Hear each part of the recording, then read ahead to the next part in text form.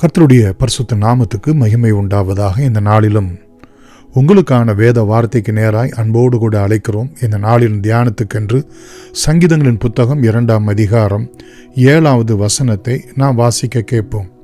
தீர்மானத்தின் விவரம் சொல்லுவேன். கர்த்தர் என்னை நோக்கி, நீர் என்னுடைய குமாரன், இன்று நான் உம்மை ஜெனிப்பித்தேன். பிரியமானவர்களே, இந்த வேத வசனத்திலே நாம் பார்ப்பது என்ன என்று சொன்னால், திரியேக தேவன் இயேசு கிறிஸ்துவனுடைய பிறப்பை குறித்து அங்கே தீர்மானம் எடுத்து விவரிக்கிறதைத்தான் நாம் பார்க்கிறோம். ஆதியாகம புத்தகம் 1ஆம் அதிகாரம் 26வது வசனத்திலே, மனிதனை தேவன் சிருஷ்டிக்கும்போது நமது சாயலின்படியும் நமது ரூபத்தின்படியும் என்று அங்கே திரியேக தேவன் நம்மை சிருஷ்டிக்கும்போது அங்கே சொல்லுகிறதை நாம் பார்க்கிறோம். இரண்டாவதாக, மனிதன் பாவம் செய்தபோது ஆதியாகம புத்தகம் 3ஆம் அதிகாரம் 22வது வசனத்திலே, மனிதன் நம்மில் ஒருவராக அவன் மாறிவிட்டான் என்று சொல்லி அங்கே அவனுடைய பாவ நிலையை குறித்து சொல்லப்படுகிறதையும் பார்க்கிறோம். மூன்றாவதாக, இந்த ஒரு வேத வசனத்திலே சங்கீதம் 2:7 மனிதனுடைய பாவத்துக்கு பரிகாரமாக அவனை ரட்சிக்கும்படியாக அவனை மீட்கும்படியாக என்ன செய்யலாம் என்று சொல்லி அங்கே பிதாவாகிய தேவன் குமாரனாகிய தேவனை நோக்கி, பிரியமானவர்களே, நீர் என்னுடைய குமாரன், இன்று நான் உம்மை ஜெனிப்பித்தேன் என்கிறதான ஒரு ரட்சிப்பின் திட்டத்தை, ஒரு மீட்பின் திட்டத்தை ஆண்டவர் சொல்லுகிறதை நாம் பார்க்கிறோம். இந்த பூமியிலே திரியேக தேவனாய் இருக்கக்கூடிய ஆண்டவர் இந்த பூமியிலே மனுஷனாய் தேவனாய் இருக்கிறவர் மனுஷனாய் வர வேண்டும். இப்படி மனுஷனாய் வருகிறவர் தேவனுடைய குமாரன் என்று அழைக்கப்பட வேண்டும் என்பது தேவனுடைய திட்டம், தீர்மானம். அது பிரியமானவர்களே, நம்முடைய ரட்சிப்புக்கு, நம்முடைய மீட்புக்கு அவர் சிலுவையிலே இரத்தம் சிந்துவதற்கு, பாடு அனுபவிப்பதற்கு, நம்முடைய உலகத்தின் பாவங்களை சுமந்து தீர்ப்பதற்கு அது ஏதுவாக விளங்குவது. இது தேவனுடைய அநாதி திட்டம். அதை பிரியமானவர்களே, குமாரனாகிய தேவன் புத்தக சுருளிலே என்னை குறித்து எழுதியிருக்கிறது. இதோ உம்முடைய சித்தத்தின்படி செய்ய நான் வருகிறேன் என்று சொல்லி அங்கே குமாரன் சொல்லுகிறதையும் லூக்கா 1ஆம் அதிகாரம் 35வது வசனத்திலே, குமாரனை இந்த பூமியிலே பிரியமான ஒரு கன்னியினுடைய வயிற்றிலே ஸ்திரீயின் வித்தாக கொண்டு வருவதற்கு உன்னதமானவருடைய பலத்தோடும் பிரியமான பரிசுத்த ஆவியினாலே அங்கே ஜெனிப்பிக்க பண்ணுகிறதை பார்க்கிறோம். அன்று தான் இன்று என்கிற வார்த்தை நிறைவேறுகிறதை நாம் பார்க்கிறோம். பிரியமானவர்களே, நம்மை சிருஷ்டிக்கும் போதும் திரியேக தேவன், நாம் பாவம் செய்த போதும் அங்கே திரியேக தேவன் இருக்கிறதை பார்க்கிறோம். அந்த பாவத்துக்கு பரிகாரமாக அவர் ரட்சிப்பை ஏற்படுத்தும்படியாக சங்கீதம் 2:7 அங்கே திரியேக தேவனை பார்க்கிறோம். அந்த திரியேக தேவனுடைய தீர்மானம் நிறைவேறக்கூடியதான அந்த வேளையிலும் லூக்கா 1:35 திரியேக தேவனை நாம் பார்க்கிறோம். கர்த்தர் நல்லவர், அவருடைய கிருபை என்றும் உள்ளது.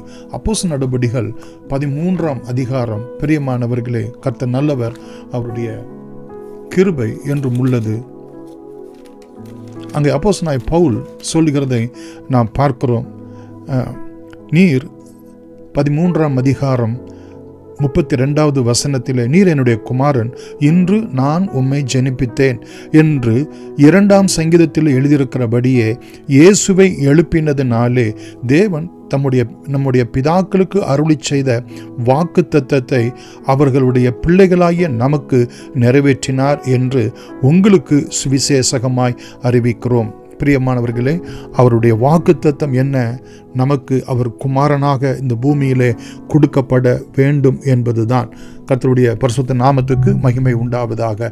அவர் குமாரனாக கொடுக்கப்படுகிறது நிமித்தமாய் பிரியமானவர்களே, நமக்கு உண்டாகக்கூடிய புண்ணியம் அல்லது ஆசீர்வாதம் என்ன என்றால், எபிரேயருக்கு எழுதின நிருபம் 5ஆம் அதிகாரம் பிரியமானவர்களே 9வது வசனத்திலே நாம் பார்க்கிறோம், தாம் பூரணர் ஆன பின்பு தமக்கு கீழ்ப்படுகிற யாவரும் நித்திய ரட்சிப்பை அடைவதற்கு காரணராகி என்று சொல்லி நாம் பார்க்கிறோம். அவர் குமாரனாய் இருந்தும் பட்ட பாடுகளினாலே கீழ்ப்படிதலை கற்றுக்கொண்டு அவர் குமாரனாக நமக்கு கொடுக்கப்பட்டது நிமித்தமாய் அவருக்கு கீழ்ப்படுகிற யாவருக்கும், அவரை விசுவாசிக்கிற யாவருக்கும் நித்திய நித்திய ரட்சிப்பு அடைவதற்காகவே அவர் குமாரனாக கொடுக்கப்பட்டார். அதை நாம் இன்றைக்கு கிறிஸ்மஸ் ஆகவும், நாம் இன்றைக்கு அது ஈஸ்டர் ஆகவும், பிரியமான கிறிஸ்து இயேசுனுடைய பிறப்பின் புண்ணியமாகவும், அவருடைய பாடு மரணம் உயிர்த்தெழுதலுடைய புண்ணியமாகவும் அந்த நாளை வேளையை நாம் கொண்டாடுகிறவர்களாக இருக்கிறோம். ரோமர் 1ஆம் அதிகாரம் பிரியமானவர்களே 4-5 இந்த வசனங்கள் கூட நாம் பார்ப்போம் என்று சொன்னால், இந்த வாக்குத்தத்தத்தை குறித்து என்ன சொல்லப்பட்டிருக்கிறது? இயேசு கிறிஸ்துவை குறித்து தேவன் தம்முடைய தீர்க்கதரிசிகள் மூலமாய் பரிசுத்த வேதாகமங்களில் முன்னே தம்முடைய சுவிசேஷகத்தை பற்றி வாக்குத்தத்தம் பண்ணினபடி கர்த்தராகிய இயேசு கிறிஸ்துவானவர் மாம்சத்தின்படி தாவீதின் சந்ததியிலே பிறந்தவரும் பரிசுத்தமுள்ள ஆவியின்படி தேவனுடைய சுதன் என்றும் மரித்தோரில் இருந்து உயிர்த்தெழுந்ததினாலே பலமாய் ரூபிக்கப்பட்ட தேவகுமாரனுமாய் இருக்கிறார் என்று சொல்லி இங்கேயும் திரியேக தேவன் அந்த திட்டத்தை, அந்த வாக்குத்தத்தத்தை, அந்த சுவிசேஷகத்தை நிறைவேற்றுகிறதை இங்கே இந்த வசனத்திலே இயேசு கிறிஸ்துவின் மூலமாக நிறைவேற்றப்படுகிறதை நாம் பார்க்கிறோம். கர்த்தர் நல்லவர். எபிரேயருக்கு எழுதின நிருபம் பிரியமானவர்களே 1ஆம் அதிகாரம் 5வது வசனத்தில் நாம் பார்க்கிறோம். கர்த்தர் நல்லவர். பிரியமானவர்களே, எபிரேயர் 1:5 எப்படி எனில், நீர் என்னுடைய குமாரன், இன்று நான் உம்மை ஜெனிப்பித்தேன் என்றும் நான் அவருக்கு பிதாவாய் இருப்பேன், அவர் எனக்கு குமாரனாய் இருப்பார் என்றும் அவர் தூதர்கள் யாருக்காவது எப்போதாயிலும் சொன்னது உண்டா? பிரியமானவர்களே, இந்த ஒரு வேத வசனத்திலே நீர் எனக்கு குமாரனாய் இருப்பீர், நான் உமக்கு பிதாவாக இருப்பேன் என்கிறதான இந்த ஒரு சத்தியம் பிரியமானவர்களே நம்முடைய நித்திய ரட்சிப்புக்கான தேவனுடைய திட்டமும் தீர்மானமுமாக இருக்கிறது. இதை சுவிசேஷ புத்தகங்களிலே எப்படியெல்லாம் அது பிரியமான உறுதிப்படுத்தப்பட்டது என்பதை நாம் பார்ப்போம் என்று சொன்னால், மத்தேயு 3ஆம் அதிகாரம் பிரியமானவர்களே 17வது வசனத்திலே நாம் பார்க்கிறோம். கர்த்தர் நல்லவர். இவர் என்னுடைய நேசகுமாரன், இவரில் பிரியமாயிருக்கிறேன் என்று அவர் இயேசு கிறிஸ்து ஞானஸ்தானம் எடுக்கும்போது தன்னுடைய வாக்குத்தத்தத்தை குறித்து அங்கே பிரியமானவர்களே உறுதிப்படுத்துகிறதை நாம் பார்க்கிறோம். மத்தேயு 17ஆம் அதிகாரம் பிரியமானவர்களே 5வது வசனத்தில் கூட அங்கே மறுரூப மலையிலே பிதாவாகிய தேவன் அங்கே வந்ததான சீஷர்களுக்கு அவர் சொன்னதை அங்கே பார்க்கிறோம். எப்படி எனில் பிரியமானவர்களே, அவன் பேசுகையில் இதோ ஒளியுள்ள ஒரு மேகம் அவர்கள் மேல் நிழலிட்டது, இவர் என்னுடைய நேசகுமாரன், இவரில் பிரியமாயிருக்கிறேன், இவருக்கு செவி கொடுங்கள் என்று அந்த மேகத்திலிருந்து பிதாவாகிய தேவனுடைய சத்தம் அங்கே யாக்கோபு, யோவான், பேதுருவுக்கு அங்கே கொடுக்கப்பட்டதை நாம் பார்க்கிறோம்.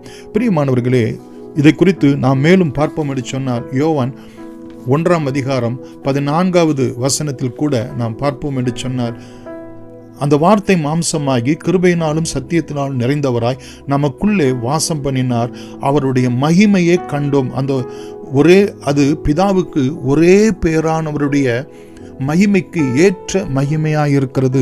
குமாரனாக நமக்கு கொடுக்கப்பட்டவர் பிதாவினுடைய மகிமையை உடையவராக இந்த பூமியிலே வெளிப்பட்டார் என்று நமக்குள் வாசம் பண்ணுகிறார் என்றும் அங்கே நாம் பார்க்கிறோம். பிரியமானவர்களே, யோவான் 3ஆம் அதிகாரம் 16வது வசனத்தில் கூட என்ன நோக்கத்திற்காக குமாரன் நமக்கு கொடுக்கப்பட்டார், திரியேக தேவனாய் இருந்தவர் நமக்கு குமாரனாக கொடுக்கப்பட்டதான நோக்கம் என்ன? 3:16 பார்க்கிறோம். யோவானிலே, தேவன் தம்முடைய ஒரே பேரான குமாரனை விசுவாசிக்கிறவன் எவனோ அவன் கெட்டு போகாமல், கேட்டுக்கு போகாமல் நித்திய ஜீவனை அடையும்படிக்கு அவரை தந்தருளி இவ்வளவாய் உலகத்திலே அன்பு கூர்ந்தார். நமக்கு நித்திய ரட்சிப்பு உண்டாகும்படியாகவும் நமக்கு நித்திய ஜீவன் கொடுக்கப்படும்படியாகவும் இயேசு இந்த பூமியிலே பிரியமானவர்களே தேவனாய் இருந்தவர் மனுஷனானார். மாத்திரமல்ல, அவர் குமாரனாக, தேவனுடைய குமாரனாக, பரிசுத்தம் உள்ளவராக, பரிசுத்த இரத்தத்தை நமக்கு சிந்தும்படியாக, நமக்கு நித்திய ஜீவனை கொடுக்கும்படியாக அவர் அருளப்பட்டார் என்று சொல்லி பார்க்கிறோம். இது பிதாவினுடைய பிரியமானவர்களே அன்பு. அவருடைய இன்னும் கொலோசியர் 1ஆம் அதிகாரம் பிரியமானவர்களே 5வது வசனத்தில் கூட நாம் பார்ப்போம் என்று சொன்னால், கர்த்தர் நல்லவர், அவருடைய கிருபை என்றும் உள்ளது. கொலோசியர் 1ஆம் அதிகாரம் 5வது வசனத்தில் 15வது வசனத்திலே அவர் அதரிசனமான தேவனுடைய தற்சொரூபமும் சர்வ சிருஷ்டிக்கும் முந்தின பேருமாய் இருந்தார் என்று நாம் பார்க்கிறோம். கர்த்தர் நல்லவர், அவர் அதரிசனமான தற்சொரூபம், அவர் தேவனாய் இருந்தவர் என்று அங்கே சொல்லப்பட்டிருக்கிறது. கடைசியாக வெளிப்படுத்தல் புத்தகம் 21 அதிகாரம் பிரியமானவர்களே 7வது வசனத்திலே கர்த்தர் நல்லவர், ஜெயங்கொள்ளுகிறவன் எவனோ எல்லாவற்றையும் சுதந்திரித்துக் கொள்வான், நான் அவன் தேவனாய் இருப்பேன், அவன் என் குமாரனாய் இருப்பார். 3வது ஆசீர்வாதம், என்றென்றைக்கும் நாமும் தேவனுடைய பிள்ளைகளாக, தேவனுடைய குமாரனாக, தேவனுடைய குமாரனுடைய ஆவியை உடையவர்களாக, அவரை அப்பா பிதாவே என்று அழைக்கத்தக்கதான புத்திர சுவிகாரத்தின் ஆவியை உடையவர்களாக நாம் என்றென்றைக்கும் இருக்கும்படியாகும்.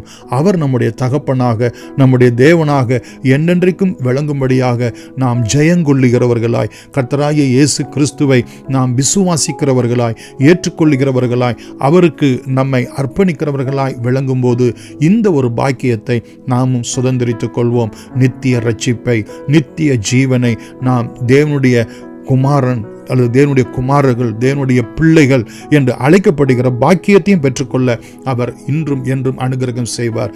இதுதான் பிரியமானவர்களே கிறிஸ்மஸினுடைய சிறப்பு செய்தியாக நமக்கு கொடுக்கப்பட்டிருக்கிறது. நாம் விசுவாசிப்போம். கர்த்தர் நம்மை ஆசீர்வதிப்பாராக. God bless you.